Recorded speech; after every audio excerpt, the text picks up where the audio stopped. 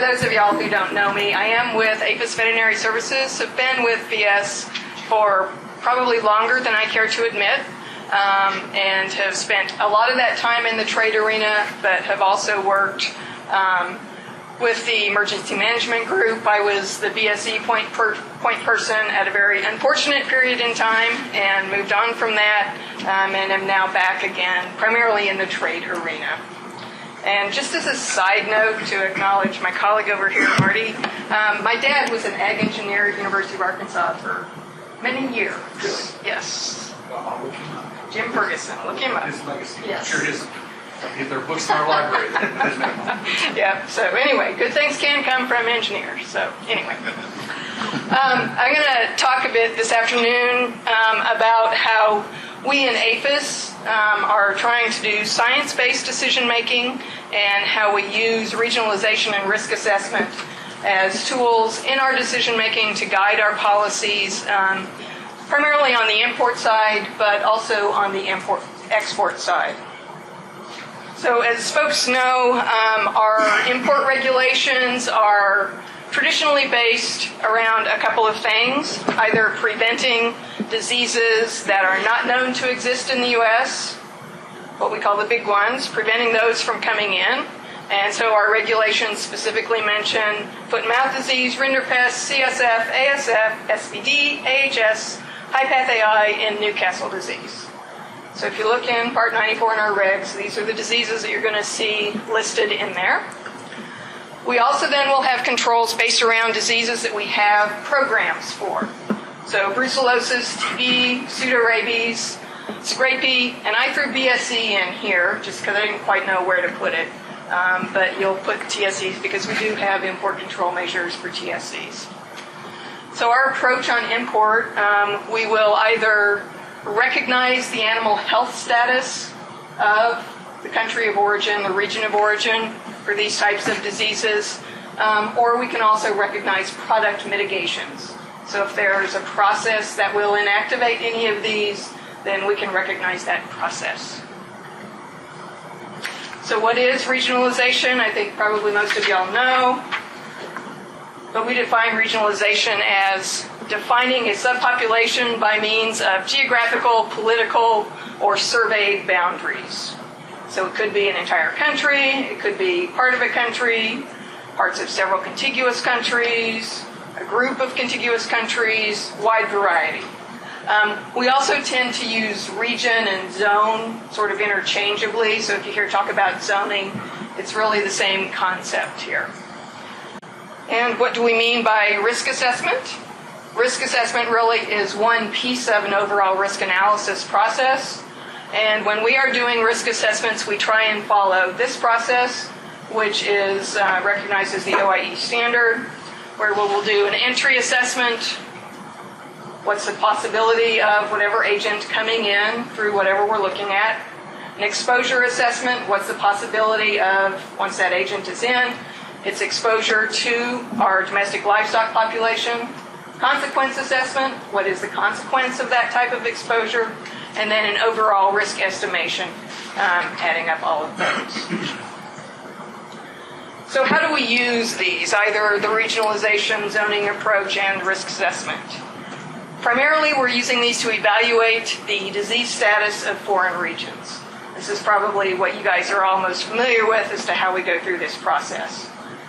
So, as I mentioned back on the earlier slide, for those diseases that are specifically listed in our regulations, if we can recognize the animal health status of a region as free of those, then whatever restrictions we have in our regs will fall away. We also use these to then define regions in the U.S. to support our exports. So we're using the same process. The classic example of these really are the instances that we have of finding low-path AI. So we have gotten fairly good at convincing other countries to only restrict a county, part of a state, for those findings of low-path AI. We do try to follow various guidelines and or regs as we do these approaches. So the big one there is the WTO, the SPS agreement. These are the standards that we need to abide by since we are members of the WTO.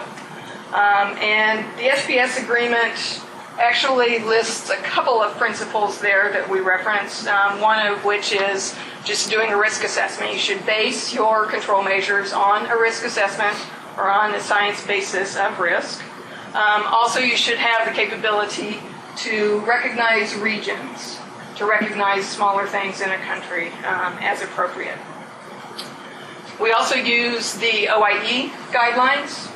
OIE is recognized by the WTO as the standard setting body, so we do try to follow those guidelines. Clearly in the WTO SPS arena, if our import requirements are the same as OIE standards, then we're pretty much immune from a WTO challenge. If they are not consistent, clearly we can still justify what we're doing through a scientific risk assessment, but it is important to note that if you are following OIE, you're pretty much immune from that type of a challenge. And then last but not least, for our own regs, we do have specifics in Title IX, specifically 92.2. If you want to get into the details about how we recognize the animal health status of other regions. We try to be transparent and lay that out, both for our domestic stakeholders and for our trading partners. So I'm going to go into a bit more detail about how we do our country evaluations, how we're doing the regionalization evaluation process. This is initiated by a formal request from another country. So country X contacts us and says, we want to export this product to you and we've got this disease status. Here's why we believe this should be safe. We prefer that they call us first or at least do some inquiries before they just send us information, because we try to provide helpful guidelines. We have questionnaires, different things that will elicit the information that we need. So the country will submit that, we'll review that info, identify any gaps. Most times we go back and forth several times to get sufficient information for us to do that initial paper evaluation. We generally will do a site visit to both verify and or clarify the information that we've received. In some instances, we'll do several site visits depending on how the process goes. After we've done all of that information gathering, then we will evaluate that risk and recommend an action. And this includes their writing this risk assessment to support the evaluation and to support our recommendation. Generally, these do culminate in a rulemaking process, and those are the proposed rules, the notices that you guys see recognizing countries, regions with their animal health status. We specify specific things. That was redundant, wasn't it? We specify what type of information we need, what criteria we're looking for, what we're evaluating against. These actually are listed in 92.2 to help identify what we're looking at. And this includes that a country needs to identify the scope of the evaluation requested. So be specific. Tell us what you're looking for. Do you want us to recognize you as free of FMD? Are you concerned about classical swine fever? Identify that.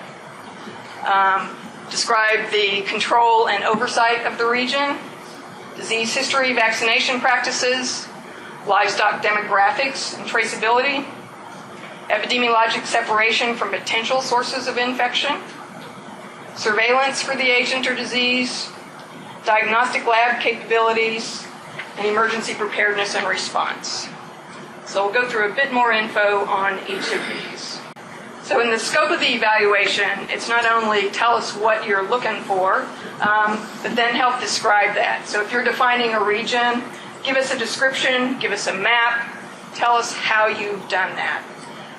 Show the location of veterinary offices in that region, identify what you want to trade, and then, next point then is the veterinary control and oversight of the region. So this is the critical basic infrastructure. We ask countries to identify their legal authority to conduct animal health activities. Give us the statutory basis. Tell us why you guys have the authority to say, yes, we are free of this. Identify your organizational structure of your veterinary services. So be that government, be it state, province, be it industry, just identify that overall structure. The whole animal infrastructure and financial resources, especially financial resources if you're relying primarily on the federal authorities to carry out any of these types of controls. Please show us that you do have the resources to maintain what you claim you're doing. And we do look at the overall approach. So if you're using accredited veterinarians, private veterinarians, tell us then how you're maintaining that accreditation, how you're doing QC, are you doing any auditing, what training and compliance efforts are you doing? Then we get into the things that most folks would assume, and these are fairly self-explanatory. So if you're asking for recognition of a specific disease, give us the history and the vaccination practices. So tell us what recent outbreaks you've had or what not so recent outbreaks you've had.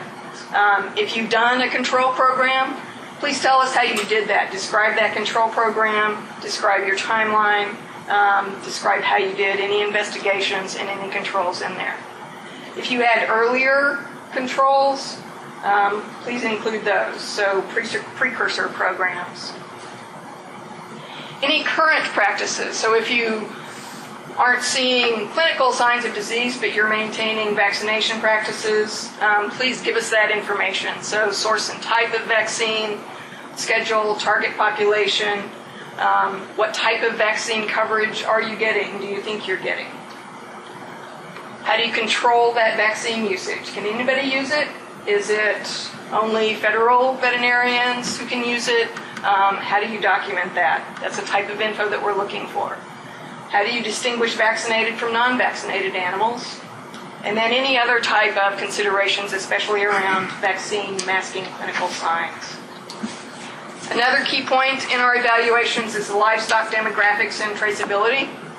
So what type of populations are there in that region or the country? How are those animals marketed? How are they moved? Are there standard biosecurity practices? How are those animals identified? How are they registered?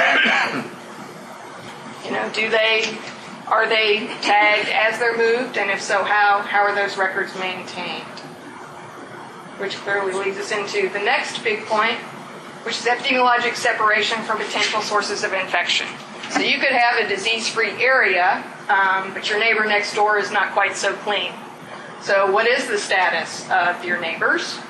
Do you know when their most recent outbreaks were? Are you collaborating? Are you cooperating with them? So regional interactions can be a key point. Are there natural or man-made boundaries? Clearly, if you've got a big mountain range between your two countries, that can be a protective source. But you could also just have man-made boundaries where you've got checkpoints, controls. We do look at import practices and trading partners. So what are you requiring for entry into your country? You say you have gotten rid of X disease. Are you maintaining that through stringent import controls? Do you have the practices and the procedures to carry that out? We look at surveillance for the agent or the disease, and this is both active and passive surveillance. So we're looking not only at what type of surveillance you're doing now, but what type of surveillance have you done over the past history. We sort of picked a random, not necessarily random, but the past 3 years tends to give us a good set of information. Some of our evaluations go on for quite some time, so we might have more than that. Like I said, we're also asking about passive surveillance. So how do producers, how do veterinarians report any type of morbidity, mortality, unusual signs? Do you have requirements for veterinary inspection as animals move, as animals are marketed, as animals are slaughtered? And if you have surveillance, then you should have some type of diagnostic lab capabilities. So we ask for actually quite a few details around lab capabilities. including just the infrastructure for your lab system. What tests, what procedures are you using? If you're using commercial tests, do you go through any type of a licensing process, an evaluation process? How are you doing your sample collection, submission procedures? What type of QC, proficiency testing? Do you rely on external reference labs? And then reporting procedures. Last but not least, in these big chunks of info that we're looking for is the capability for emergency preparedness and response. So countries come to us and say, we're free of this disease. We also want to know that they then have the capability to respond to an outbreak if that disease does occur again. All of these components are what I just described, and those all factor in then to our overall estimation of the risk of that region, of that country, of that product for the agent of concern. So, in summary, we're trying to support trade here, like those container ships, and we're trying to do that in a science-based process. So we're using regionalization and risk assessment to update our regs. We're trying to use these as trade enhancers, both import and export, because everybody knows trade goes two ways. And sometimes what you set up on import definitely impacts what you can get out on export. Then also we're really trying to meet our trade obligations and to then promote a science-based approach in any of these types of discussions.